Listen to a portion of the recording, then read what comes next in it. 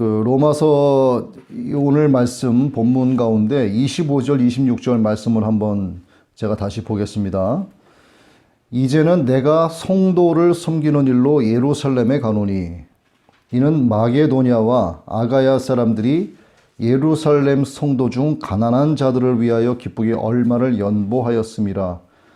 이 말씀이 나옵니다. 이 말씀처럼 바울은 본래 로마로 가려고 했는데 로마로 가려고 했던 계획을 바꾸어서 이걸 뒤로 미루고 갑자기 예루살렘으로 가야 했습니다. 자, 26절 이어서 나오는 말씀은 뭐가 나오는가? 저희가 기뻐서 하였다, 이 말씀이 나와요.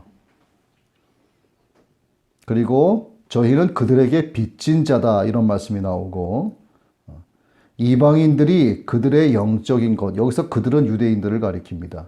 이방인들이 그들의 영적인 것을 나누어 가졌으면 육적인 것으로 그들을 섬기는 것이 마땅한 일이다, 이런 말씀이 나옵니다.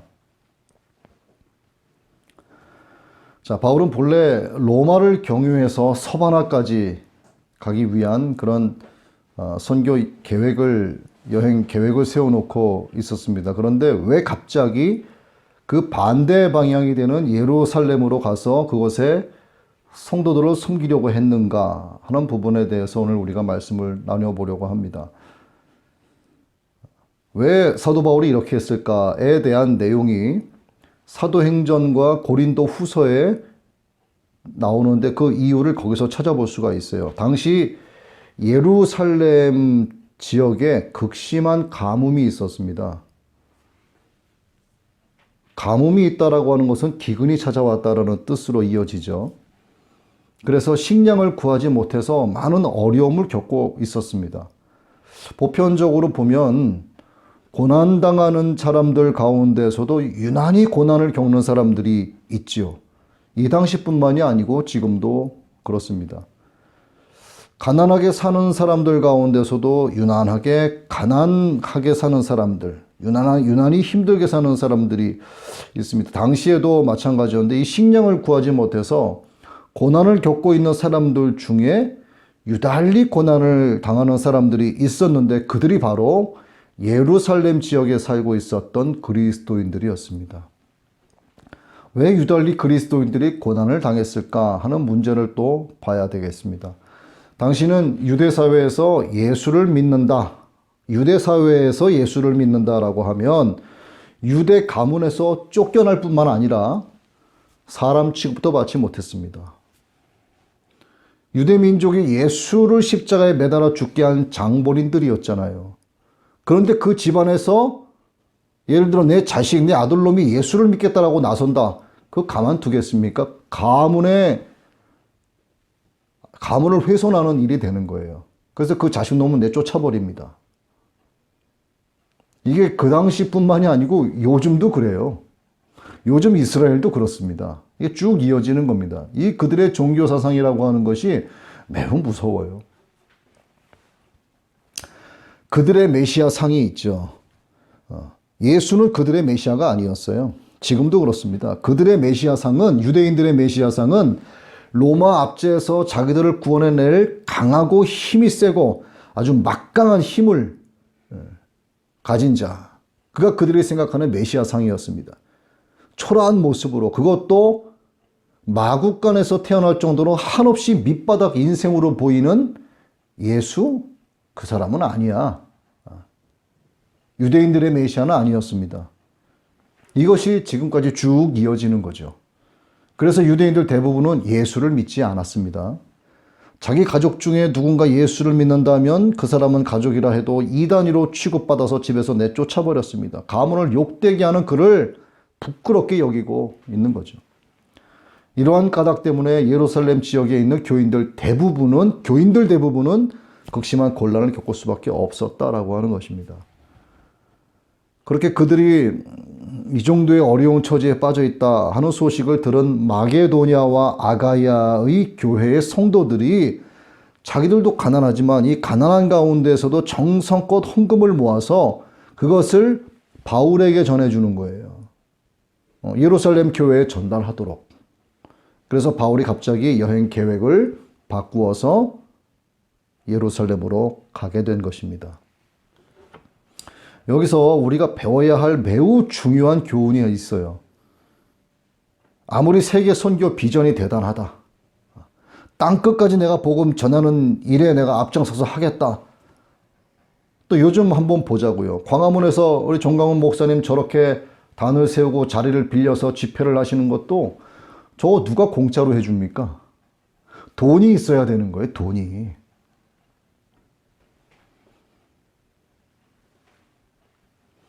그리고 또 한 가지 교훈이 있는데, 내가 복음을 전한다, 이것이 최우선의 일이다 해도 주변에 가난한 사람들을 무시하고 그 일을 해서는 안 된다는 겁니다. 도와야 되는 거예요.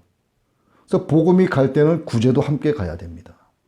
이러한 교훈을 우리가 배울 수가 있습니다. 그리고 또 하나 바울이 주는 중요한 교훈이 있어요. 자, 15장 27절 아까 우리가 본 말씀이죠. 저희가 기뻐서 하였거니와 또한 저희는 그들에게 빚진 자니 만일 이방인들이 그들의 영적인 것을 나누어 가졌으면 육적인 것으로 그들을 섬기는 것이 마땅하니라. 자, 바울을 통해서 예수를 믿게 된 이방인 성도들이 나오죠. 자기들의 생활도 매우 궁색했습니다만 그리스도의 사랑으로 돈을 모아서 구제비를 마련했습니다. 바울은 그들이 그렇게 돈을 모아서 구제를 하는 것이 당연하다라고 말하는 거예요. 도울 수 있으면 도와줘가 아니고 마땅히 도와줘야 된다라고 이야기하고 있습니다. 그렇게 할 만한 충분한 이유가 있다는 것이죠. 27절의 말씀에 보면은 딱 상반되는 두 개의 단어가 나옵니다. 영적인 것과 육적인 것, 이것이 나오는 거죠. 이 두 개가 대칭이 되어 있는 겁니다, 서로. 자, 영적인 것은 예수 믿고 구원받은 축복을 말하는 것이고, 예수님 때문에 모든 죄사함 받고 영생을 얻고 하나님의 영원한 나라에 들어갈 수 있는 특권을 부여받은 사실을 영적인 것으로 정의할 수가 있습니다. 이것은 육적인 돈으로 그 가치를 따질 수가 없는 거죠. 세상의 그 어떤 것과도 비교할 수 없는 가장 영광스러운 축복이 바로 27절에서 말씀하는 영적인 것이죠. 우리는 영적인 것을 지금 가지고 있는 사람들입니다. 자, 이방인들이 이 큰 신령한 복을, 뭐죠? 영적인 복을 누리게 된 것은 누구 때문인가? 바로 유대인들이 전해준 복음 때문이었다 하는 겁니다. 예수님도 유대 민족, 다윗의 자손 아닙니까? 예수님도 유대 민족을 통해서 이 세상에 오셨습니다. 따라서 예수 믿는 사람들은 우리를 포함해서 모두 다 유대 사람들에게 빚을 진 거나 다름 아니라는 거예요. 이러한 맥락에서 보면 오늘 예수 믿고 살아가는 열방의 모든 성도들, 모든 교회는 당연히 이스라엘의 회복을 위해서 기도해야 하는 것입니다. 우리 교회에서 흔히들 그런 말씀 하시잖아요. 이스라엘의 회복을 위해서 기도합시다. 왜 하는지 이유가 바로 이거예요. 영적인 것을 받았기 때문에 육적인 것으로 우리가 지금을 돕지 못하지만 기도로 그들을 위해 중보해야 된다는 것입니다.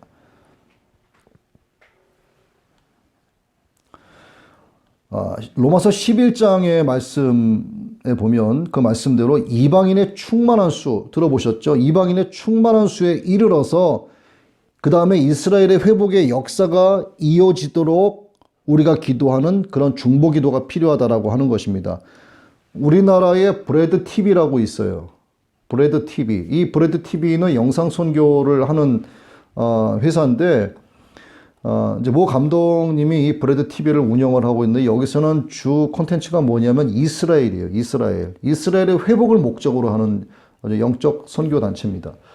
이 이스라엘의 회복을 위해서 영상 사역을 하는 선교 단체인데 아주 귀한 사역을 감당하고 있는 거예요. 그 대한민국은요, 이런 거 하나만 보더라도 정말 특별한 복음적 사명을 가지고 있는 나라임에 틀림이 없습니다. 저는 우리 대한민국이 제2의 유대민족이 될 수 있다 이런 생각을 합니다. 뭐 정광훈 목사님도 그런 이야기를 하셨는데 그분이 그런 말씀 하셨기 때문에 드리는 말씀이 아니고 저도 그전부터 그런 생각을 갖고 있었어요. 우리나라 사람들 정말 유대인 못지않게 굉장히 머리가 좋습니다. 세계적으로 한국 사람 머리 좋다라고 하는 건 이미 소문 다 나 있어요. 근데 지금 그 미꾸라지 한 마리가 자꾸 이 나라를 흐리멍텅하게 만들어 놓고 있어서 그렇지 회복될 것을 믿고 있습니다. 예수 그리스도의 은혜로 충만한 대한민국에 내려오진 이 예수 그리스도의 십자가 복음으로 말미암은 남과 북의 이 그 남북의 복음 통일, 이것이 이루어져야 되고, 뿐만 아니라 나아가서 이스라엘의 회복이 이 자유 대한민국을 통해서 이루어져야 되는 것입니다. 자유시장 경제 체제 하에 한미 동맹이 유지가 되어야 되는 것이고, 또 기독교 입국론에 의해서 이 나라가 세워졌잖아요. 기독교 입국론에 의해서 기도로 세워진 이 이승만 정부의 건국 이념을 우리가 계속 살려서 개인의 회복이 아닌 하나님께서 이제는 우리나라에 대한민국이라고 하는 단일 민족의 거듭남, 민족의 회복을 위해서 하나님께서 우리나라에 지금 이러한 시련을 주고 계시는 게 아닌가, 이런 생각을 하고 있는 거죠. 아까 뭐 간단하게 식사하면서 그런 이야기 담소로 나누었습니다만, 문재인이가 저런 짓 하는 것이 어떻게 보면은 반대국부로 생각하면 아주 중요한 역할을 하고 있는 거예요. 자유민주주의가 얼마나 중요한지 자유를 누리고 있는 사람들은 그 자유의 참된 의미를 잃어버리기 시작한 겁니다. 이러한 사태를 겪으니까 자유민주주의가 이렇게 중요한 것이구나 하는 것을 생각하는 과도기적 시기를 우리나라가 지나고 있다 이 말이죠. 결과적으로 우리나라는 반드시 회복될 것이지만 이런 과도기적 악역을 감당함으로써 대한민국 사람들이 자유민주주의, 자유시장경제체제, 한미동맹 강화, 기독교 입국이라고 하는 이 4대 원칙을 다시 한번 생각할 수 있는 과도기적 시기를 지나고 있다고 하는 것은 매우 중요한 현재 역사적으로 의미를 지닌다 하는 것을 우리도 생각을 해야 된다는 것입니다.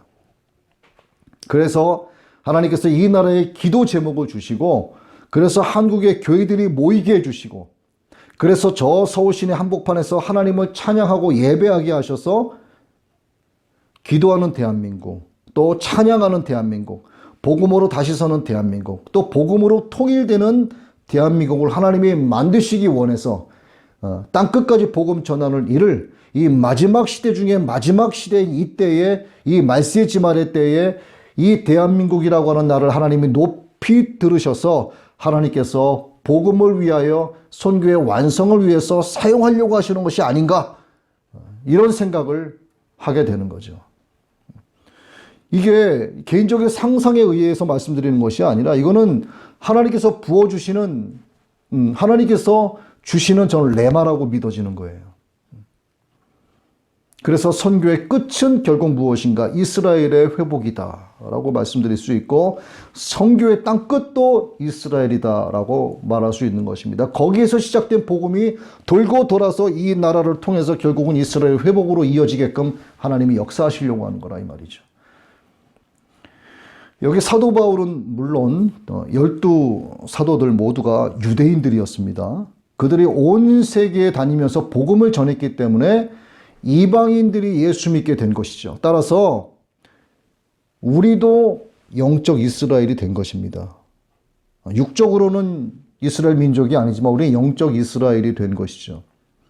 하나님께 선택받은 영적 백성이고 하나님의 자녀이기 때문에 이 영적 이스라엘이 된 우리는 육적 이스라엘을 위해서 기도해야 된다 하는 것입니다. 육적 이스라엘, 우리가 또 예수 믿지 않는 민족을 향하여 복음을 전하고 그들을 위해서 기도하고 그들을 돕는 일을 우리가 해야 된다 하는 것입니다. 사도 바울을 세상 이방 민족들에게 복음을 전하라 하고 파송을 하고 난 뒤에 그 뒤에서 기도해 준 사람들이 누굽니까? 바로 예루살렘 교인들이었어요. 그리고 안디옥에 있는 예수 믿는 유대인들이었습니다. 이들이 바울과 바나바를 파송하지 않았습니까? 이 관점에서 봤을 때 이방 사람들은 유대 사람들에게 많은 빚을 진 것과 같다는 것입니다. 그들이 이처럼 영적인 일에 많은 빚을 졌기 때문에 경제적으로 어려움을 겪고 있는 유대 성도를 육신의 것으로 도와주는 것은 당연한 일이다 하고 사도 바울이 가르치고 있는 것이죠. 예수님의 십자가 복음과 견줄 만한 세상 가치는 이 세상에 아무것도 없습니다. 영적인 것과 어깨를 나란히 할 만한 육적인 가치도 이 세상에 어떤 것도 없어요. 사람의 생명이 가장 중요하겠죠. 이 세상에서는. 사람의 생명이 가장 중요하고 소중한들 복음이 빠진 생명은 결과적으로 무엇이 되는가? 짐승이 죽어서 흙으로 돌아가는 것처럼 둘째 사망으로 던져질 뿐이에요. 짐승의 죽음과 다를 바 없다는 것입니다. 예수님의 생명이 들어와 있지 않는 사람의 혼은 의미 없는 거예요. 그래서 영적인 것과 견줄 만한 육적인 것은 아무것도 없습니다. 이 세상에. 하물며 영적인 혜택을 받은 자들이 육적인 것으로 그들을 도울 수 없다? 이건 말이 안 되는 겁니다. 그래서 마땅히 도와야 된다라고 사도 바울이 말하고 있는 것이죠.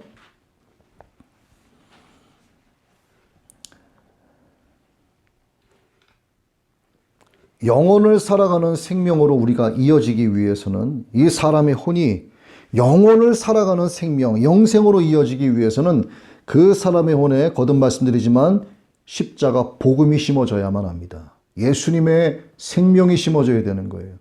그 혼이 예수 그리스도의 십자가 보혈로 죄 씻음 받는 회개와 용서의 관문을 지나야 돼요. 그 관문을 지나서 하나님 주신 하나님의 영, 성령으로 말미암아 하나님의 자녀로 성령으로 인침받고 구원의 확증에 들어서야만 하는 겁니다. 그래야만 그 혼이 생명이 되는 거예요. 비로소 생명이 되는 거예요. 그리고 그 생명이 영원으로 이어지는 절대 가치로 그 다음에 거듭나게 된다 이 말입니다. 우리가 여기서 중요한 교훈 또 한 가지가 있는데 한국 교회는 특히 영국, 과거에 미국 이 교회 많은 빚을 진 상태입니다. 영적인 빚을 진 상태예요. 유대 사람들에게 빚을 진 것은 말할 필요도 없습니다. 이것은 기본적인 거고 당연한 거고요. 근데 너무너무나 오래전의 일이잖아요. 그래서 사실 우리가 유대 민족에게 영적인 빚을 졌다라고 해도 이것이 실감이 안 되는 거예요. 이론적으로는 맞는데 실감이 안 되는 거예요. 근데 이론적으로도 맞고 실체적으로도 피부로도 실감이 되는 것은 무엇인가? 영국과 미국의 선교사들이 불과 130년 전에 복음을 들고 그 복음의 빛을 들고 이 나라에 찾아온 것. 영적인 빚을 지게 된 거라 이 말이죠. 그래서 우리는 그들을 위한 중보 기도로 이어가야 된다 하는 것입니다. 영국인 선교사 토마스가 있었죠. 대동강을 거슬러 올라간 지 얼마 안 돼서 강변에서 순교당하고 맙니다. 미국에서 온 언더우드 아펜젤러 선교사가 있었죠. 그들 덕분에 우리나라의 복음의 문이 본격적으로 열리게 된 것입니다. 정말 숨이 막혀서 살 수 없을 정도로 폐쇄되어 있었던 우리나라 국한말 시대. 주님이 그 선교사들을 우리나라에 보내셔서 복음을 전하게 하셨습니다.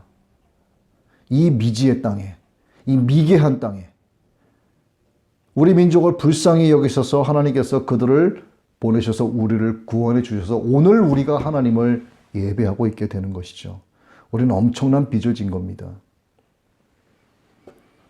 그 선교사들을 보내기 위해서 그들이 한국에 와서 생활할 때 아무것도 먹지 않고 아무것도 입지 않고 집도 없이 살았나요?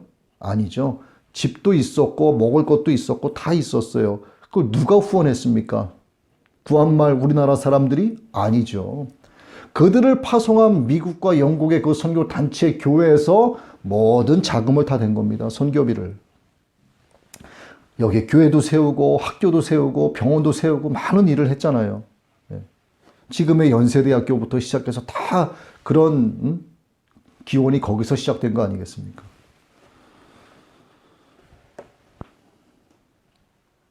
그뿐만 아니라 물질적인 후원뿐만 아니라 이 선교사들을 위해서 파송한 그 교회와 선교단체에서 얼마나 많이 기도를 해줬겠습니까? 그 미개한 땅에 보냈는데 헌금도 많이 했죠. 우린 그들에게 그 값을 정말 따질 수가 없어요. 이 신령한 영적 빚을 우리는 참 많이 진 사람들입니다. 그 덕분에 우리가 예수 안에서 지금 살고 있는 것이죠. 그래서 오늘 한국 교회가 존재하게 되는 겁니다. 물론 이것이 다 하나님의 뜻과 계획 안에 있는 하나님의 은혜로 말미암은 것이지만 자, 그럼 이제 우리가 해야 할 일이 무엇인가 하는 겁니다. 우리가 받고만 있을 수는 없지 않느냐 이 말이죠. 여러분들도 그거 아실 겁니다. 우리가 영적 빚을 갚아야 되는 겁니다. 미국 영국교회 되돌려 갚아줄 수도 있겠지만 아직도 복음을 듣지 못하고 있는 세계 도처에 있는 많은 민족들을 위해서 우리가 빚을 갚아줘야 되는 거예요. 너무도 귀한 축복을 받았기 때문에 아직도 복음을 모르는 사람들 위해 헌신하는 것은 지극히 당연하다라고 사도 바울이 가르쳐 준 대로 우리는 순종하고 따라가야 하는 것입니다. 자, 선교사가 홀을 단신으로 해외에 나가서 선교사 생활을 한다. 얼마가 필요할까요? 다른 지역은 모르겠고 제가 베트남 하노이의 상간 북부 지역을 제가 잘 아니까 거기를 기준으로 선교사 혼자 갔을 때 한 달 생활 들어가는 생활비가 최하 1,200불은 이상 있어야 됩니다. 최하 1,200불. 먹고 마시는 거 이외에 별로 쓸 게 없는 거예요. 뭐 집값 줘야지. 이 단순한 선교 생활에도 이 정도의 비용이 필요합니다. 물론 저마다의 차이는 있을 수 있습니다. 만약에 혼자가 아니고 가족을 데리고 나갔다라고 쳐보자고요. 4인 가족을 기준으로. 학생들 있는. 그 가정이 얼마가 필요할까? 대충 꼽아 보니까요. 매달 2,000불 이상이 들어가야 돼요. 아무리 못해도 2,000불은 있어야 됩니다. 한 가족. 이거는 특별 사역비가 제외된 금액이 일반적인 생활비, 돈이 더 들어가요, 사실은. 만약에 학교 사역이다, 병원 사역이다, 또 다른 뭐 성경 어떤 사경의 어떤 사역이다, 뭐 이런 특별한 특수 사역이 들어가게 되면은 선교 비용은 2배, 3배, 4배 계속 올라갑니다. 기본 생활비 말고 제가 지금 말씀드린 것은 기본 생활비죠. 최하 수준.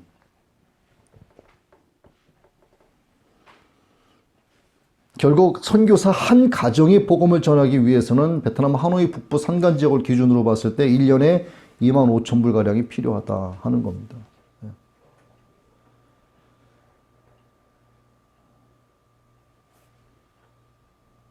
물론 이제 지역과 생활에 따라서 최소 선교비의 차이가 있을 수 있다 하는 것은 분명히 밝힙니다.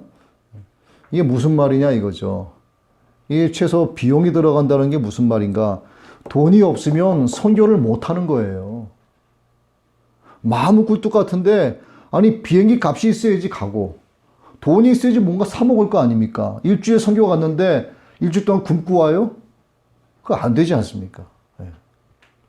돈이 없으면 선교하기가 힘든 거예요. 그래서 어떤 선교학자는 극단적으로 이런 이야기도 합니다.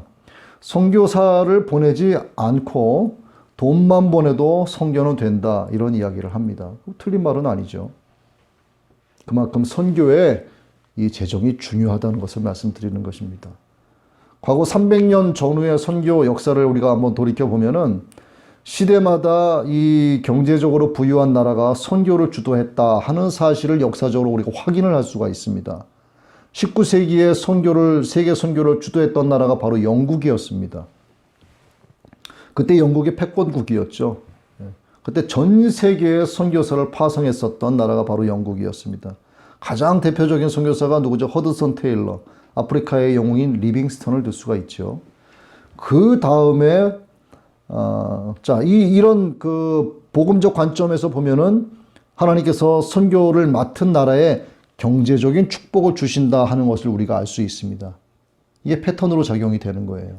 돈이 없으면은 선교를 못하기 때문에 그렇습니다. 자, 20세기에 들어와서 그 바통이 이어지는데 영국의 선교에 이어서 미국이 그 선교적 바통을 이어받습니다.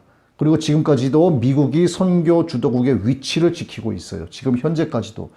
미국 인구는 세계 인구의 5%밖에 되지 않습니다. 그런데 지난 반세기 동안 세계 도처에서 생산되는 상품의 40% 이상을 미국이 소비하고 있어요. 그리고 세계에서 생산되는 석유의 70% 이상을 그들이 사용하고 있습니다. 현재. 그리고 반세기 동안 세계 교회가 내놓은 선교비와 구제비의 80%를 미국 교회가 부담을 하고 있다는 사실입니다. 자, 이런 맥락에서 한번 보자고요. 그럴 때 하나님께서 우리 대한민국을 향하여 한번 보시죠. 지난 반세기가 넘도록 이 자유대한민국 이 나라에 정말 눈부신 경제 성장을 이루게 하셨습니다. 놀라운 일이죠, 이거는. 자유경제 체제의 기반을 만들어 주신 것은 명확한 이유가 있다는 것입니다. 영적으로 분별해 보죠. 자, 본문의 예루살렘 성도들에게 영적 빚을 진 마게도냐와 아가야 사람들이 예루살렘 성도 중 가난한 자들을 위해서 기쁘게 얼마를 연보했다는 이 말씀처럼 영적인 것에 빚을 진 대한민국은 이제 다른 나라들을 찾아가서 물질적인 것을 갖고 구제도 하고 또 복음도 전해야 한다라고 하는 사명을 우리가 이어받았다라고 하는 뜻이에요. 하나님께서 이 대한민국을 그렇게 사용하시기 위해서 눈부신 경제 발전을 우리나라에 허락해 주신 거라 이 말입니다. 그런데 이 대한민국 교회가 분열이 되고 대형 교회 목사님들이 다 그런 건 아니지만 돈에 눈이 멀어서 그런 사고를 치고 있으니 하나님 보시기에 얼마나 가슴이 아프시겠습니까? 그래서 이 나라 민족의 성도들과 교회들이 깨어나게 하기 위해서 이런 시련을 주셔서 자유민주주의의 소중함을 깨닫게 해주시고 기독교로 세워진 나라라고 하는 것을 돌이켜보게 하시고 한미 동맹을 강화시켜 주시고 시장 자유경제 체제를 통해서 더욱더 돈을 잘 벌고 경제가 잘 활성화돼서 패권국으로 만들어 주셔서 복음을 전하는 나라로 사용하시려고 이 나라에 지금 이와 같은 시련을 주고 계신다 이 말입니다.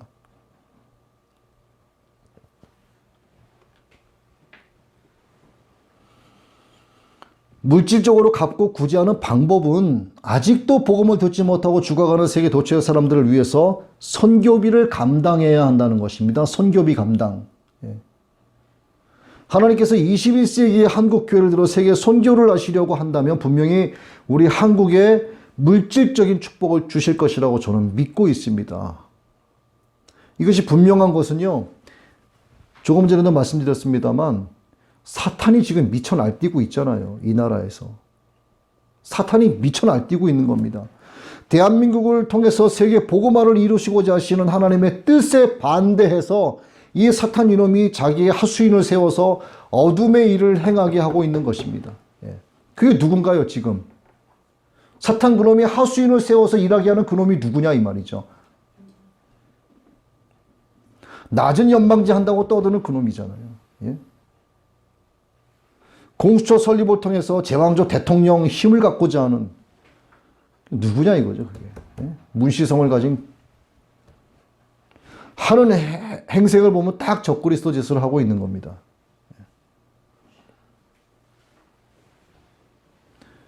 하나님께서 이 나라를 높이도록 사용하시려고 작정을 하시고 이제 딱 실행하려고 하니까 마귀의 발등에 불이 떨어진 거예요. 하지만 결과가 어떻게 되겠습니까? 결과는 사망 권세를 이기시고 어둠의 권세를 이기신 주님의 승리. 이 일을 통해서 교회가 모여 기도하고 부르짖고 하나님을 예배하고 자유의 소중함을 깨닫고 기독교로 세워진 나라, 기도로 세워진 나라라고 하는 것을 믿지 않는 자들로 광화문에서 퍼져나가는 그 소리로 인해서 깨닫고 알게 되지 않습니까? 계몽이 되는 거잖아요. 기독교적 계몽으로 다시 일어나는 겁니다. 그래서 우리는 복음을 전해야 되는 것이고요. 선교해야 되는 것이고 구제해야 되는 것입니다. 이런 의미에서 예수 믿는 사람들은 하나님께서 주시는 형통의 복을 반드시 받으셔야 합니다. 직접적으로 말씀드려볼까요? 돈을 잘 벌어야 됩니다. 여러분들이. 목적과 동기가 복음이라면 그리고 그 중심에 거짓이 없다면 하나님은 반드시 그 길을 열어주시는 것이에요. 하지만 합법적이고 정당한 수단이라야지 사기치고 거짓말하고 과장해서 돈을 벌면 안 되는 겁니다. 다 들통나고 다 드러나게 돼 있습니다. 하물며 기독교일인데 그러면 안 되는 거죠. 여러분 아무리 내가 사업을 하려고 해도 뭐 해도 돈이 잘 안 들어온다. 그럼 제가 기도하는 방법을 가르쳐 드릴 테니까 기억하시고 그렇게 기도하십시오. 주님 저는 복음 전도자로 살아갈 것을 결단합니다. 복음을 위하여 구제하고 복음을 위하여 선을 행하고 선교의 완성을 향하여 나아갈 것을 하나님 앞에 다짐합니다. 이를 주님께 서원합니다. 세계 선교의 꿈을 나아갈 것을 주님 앞에 다짐하오니 주여 돈 좀 주시옵소서. 기도하시라고요. 이렇게. 무엇이든 구하라 주님 말씀하셨어요. 하나님 앞에서 돈 이야기하니까 좀 부끄러워지시는 거 아닙니다. 왜 내가 돈을 요구하는지 주님이 아시기 때문에 기뻐하시는 거예요. 그냥 적나라하게 말씀하시면 돼요. 하나님 돈 좀 주시옵소서. 하나님이 주실 것입니다. 돈 많이 쌓아놓고 보람있게 쓸 수 있는 일을 찾지 못해서 고민하는 분들도 많이 계실 거예요. 우리 주님의 권면을 들으시고 하늘에 그 사람들이 심어야 되는데 복음이 들어와 있지 않으니 하늘에 심는 것을 아예 모르는 겁니다. 그러니 육적인 가치를 자꾸만 찾아다니는 것이죠. 아무것도 아니고 다 헛것인데도 불구하고 복음을 모르기 때문에 그런 것입니다.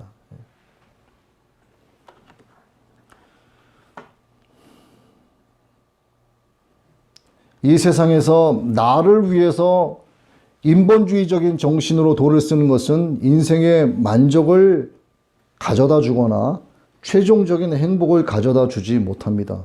채우는 기쁨이 있을 수는 있겠죠. 통장의 잔고가 0이 점점점 자릿수가 늘어나는 기쁨이 있을 수 있겠죠. 하지만 그거는 비워지고 줄어드는 동시에 다 사라져버리는 거죠. 사실 별 의미는 없는 것입니다. 살아가는데 좀 편의적 삶은 살아갈 수가 있겠지만 근본적인 행복과 만족을 가져다 줄 수는 없는 것입니다. 인생은 풀과 같고 그의 영광은 풀의 꽃과 같으니 풀은 마르고 꽃은 떨어져 바람이 불면 그 풀이 나고 풀의 끝에 핀 꽃도 바람 불고 다 사라져버리면 그 풀과 꽃이 자랐던 그 자리 흔적조차 남지 않는 겁니다. 이게 인생인 거예요. 인생 별다를 게 없습니다. 들의 풀과 같고 꽃은 영광은 그 풀의 꽃과 같다고 했습니다. 여러분 햇빛이 나서 마르고 바스라져서 떨어졌어요. 바람이 불어서 휙 쓸어갔어요. 뭐가 자리에 남습니까? 아무것도 없는 거예요. 사람이 죽으면 죽을 때 얼마 동안은 우리가 가슴 아프고 괴로워하고 그리워하고 보고플 수 있지만 시간이 지나면 자동적으로 잊혀지게 됩니다.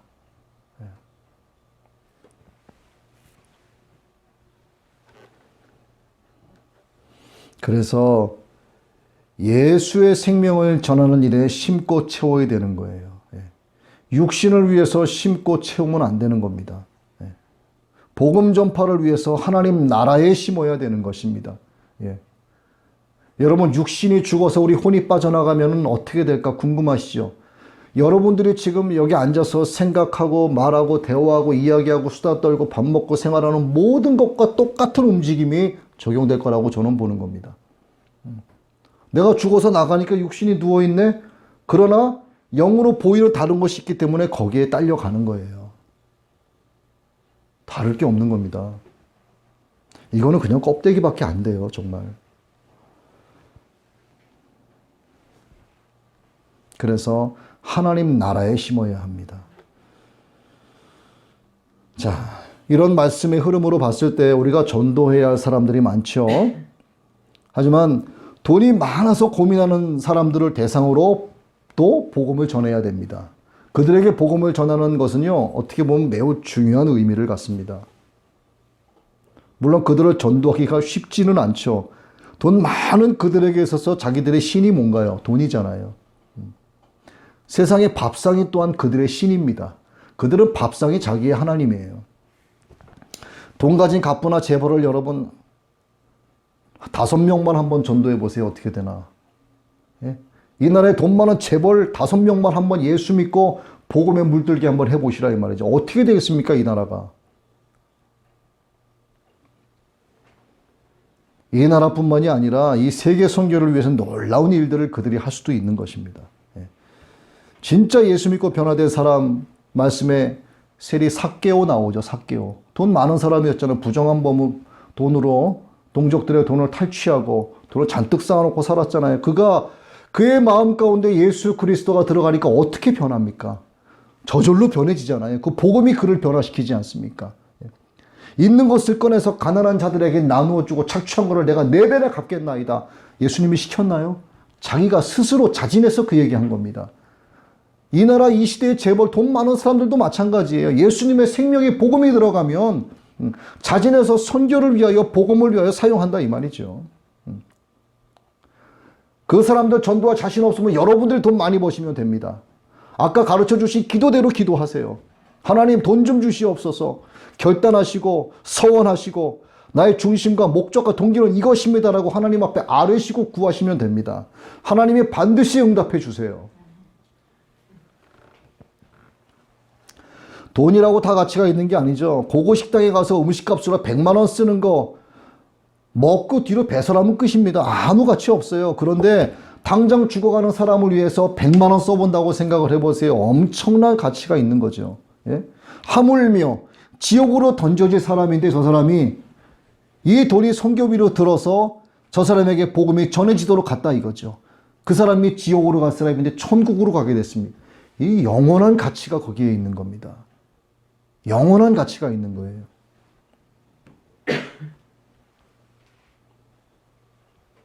돈 버느라고 여러분 땀 흘리고 생각 많이 하시고 또 잠 못 자고 고생하시고 정말 하시는 거 잘 알죠. 긴장도 하시고 하루 종일 사람 상대하시고 그렇게 번 돈이라면 정말 그렇게 번 돈이라면 더더욱이 값없이 낭비해서는 안 됩니다. 액면 그대로의 가치 100만 원 액면 그대로의 가치보다 100배, 1000배, 만배로 그 가치를 올려서 사용해야 된다 이 말이죠. 그게 뭡니까? 하나님의 영광을 위해서 주님 나라를 위해서 복음을 위해서 심는 것이 바로 그거예요. 이거 한 가지밖에 없는 겁니다.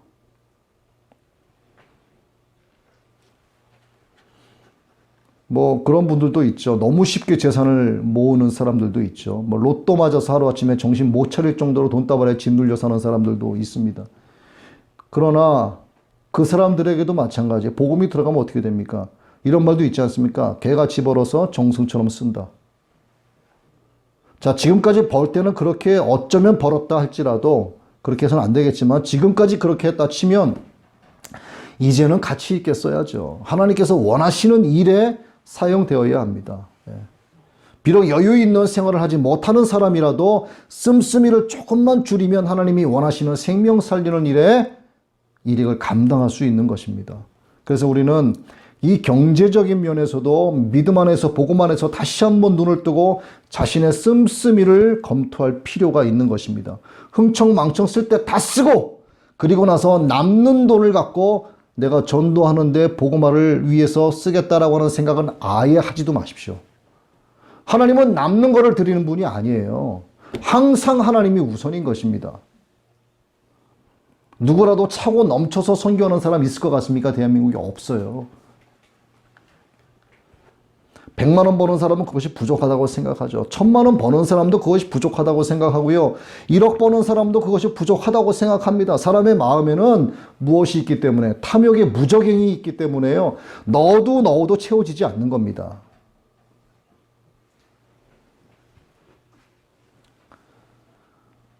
하나님께 드릴 때는 모두가 어딘가에 사용할 것을 아끼고 아껴서 정성껏 하나님께 먼저 드려야 하는 것입니다. 하나님이 가장 우선이 되어야 합니다. 즉 복음이 가장 우선되어야 한다는 것. 적어도 영적인 것을 받은 여러분들이라면 영적인 것을 최우선의 가치로 삼아야 한다는 것을 잊지 마십시오. 그래서 우리는 영적인 것에 빚을 진 자들이다. 그래서 그 빚을 물질로 구제하고 갚으면서 동시에 다른 영적인 것으로 심어야 한다는 것입니다. 만일에 나 혼자 구원받으려고 발버둥 치다가 천국에 들어오는 자들이 있다. 만약에 그렇죠. 다시 나 혼자 구원받으려고 발버둥 치다가 어떻게 천국에 들어간 사람이 있다.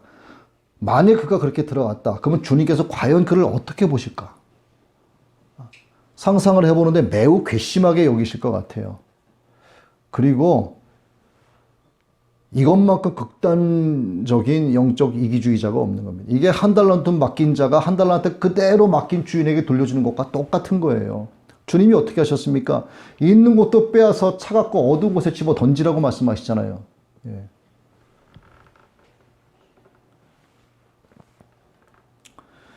요한복음 1장 29절의 말씀인데 보라 세상 죄를 지고 가는 하나님의 어린 양이로다.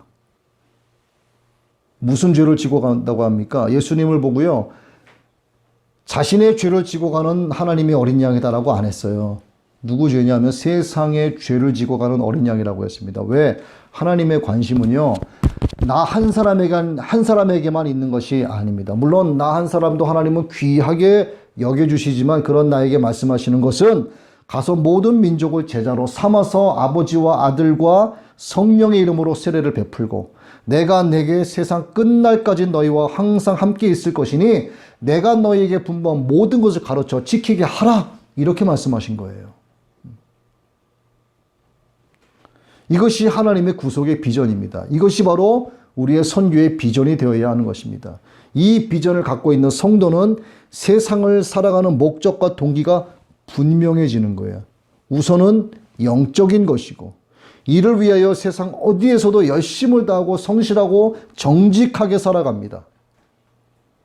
그리고 이 비전을 실현하기 위해서 행동하는 믿음으로 보입니다. 왜? 하나님의 영광을 위해서, 복음을 위해서, 선교의 완성을 위해서. 우리 모두가 다 비록 선교지로 다 가지는 못하지만 이미 그곳에 보냄받은 선교사님들을 위해서 우리가 후원으로 헌신할 수도 있고 또 그들을 위해서 중보할 수 있습니다. 또 세계 복음화라고 하는 뜨거운 영적 비전이 있다라고 하면 우리가 그들을 위해서 헌신하고 중보 기도하는 것은 결코 어려운 문제가 아닙니다. 결코 어렵지 않아요. 우리는 오늘 하나님의 이 구속의 비전을 배웠습니다. 지난주에 이어서 이 비전을 우리가 분명히 알았다면 이것이 저와 여러분 모두에게 선교의 비전으로 굳건하게 자리 잡아야 합니다. 이 자리가 잡혔다면 기도로 또 물질로 또 시간으로 최선을 다해서 헌신해야 합니다. 그리고 또 한 가지 오늘 우리 가운데도 선교사가 배출되기를 저는 간절히 원하고 있어요. 또 여러분 모두가 선교적 존재로 살아가게 되시기를 주님의 이름으로 축원합니다.